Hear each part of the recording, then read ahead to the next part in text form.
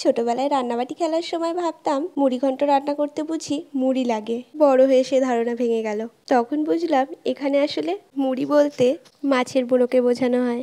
নমস্কার সবাইকে, আমার ভিডিওতে আপনাদের সবাইকে জানাই অনেক অনেক স্বাগত। আজকে নিয়ে চলে এসেছি বাঙালির ভীষণ প্রিয় একটি রান্না, মাছের মাথা দিয়ে মুড়িঘণ্ট। আমার আজকের এই রান্নাটি হবে পেঁয়াজ রসুন সহযোগে, তবে অন্য আরেকদিন পেঁয়াজ রসুন ছাড়া মুড়িঘণ্টের রেসিপি নিয়ে আপনাদের কাছে আসবো। সবার প্রথমে মাছের মাথাটাকে ভালো করে ভেজে নিয়েছি।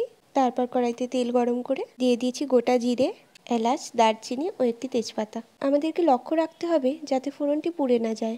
ফোড়নটি ভাজা হয়ে গেলে এর মধ্যে দিয়ে দেবো কুচিয়ে রাখা পেঁয়াজ। পেঁয়াজ লাল করে ভাজা হয়ে গেলে ওপর থেকে দিয়ে দেবো হলুদ গুঁড়ো, কাশ্মীরি লঙ্কার গুঁড়ো, আদা রসুনের একটি পেস্ট ও কিছুটা জিরে গুঁড়ো, পরিমাণ মতো লবণ ও অল্প কিছুটা জল দিয়ে ভালো করে নেড়ে চেড়ে নেব। মশলাটি বেশ কিছুক্ষণ ভালো মতো কষানো হয়ে যাওয়ার পর ওপর থেকে দিয়ে দেবো গোবিন্দভোগ চাল। চালটিকে নেড়ে চেড়ে মশলার সাথে ভালো মতো মিশিয়ে নেব।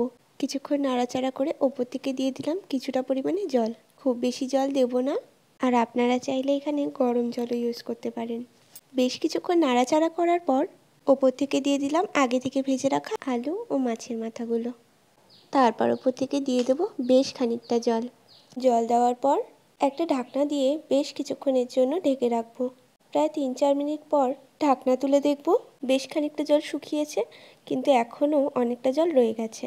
তাই গ্যাসের ফ্লেম বাড়িয়ে ভালো মতো এটিকে নেড়ে চেড়ে শুকিয়ে নেব। আর যখন দেখব চালগুলো সেদ্ধ হয়ে এসেছে, ঠিক সেই মুহূর্তে ওপর থেকে ছড়িয়ে দেব ঘি ও চিনি। বাঙালিদের মধ্যে এটি ভীষণ জনপ্রিয় একটি রান্না, আর হয়তো খুব কম বাঙালি আছে যারা এটি খেতে পছন্দ করে না।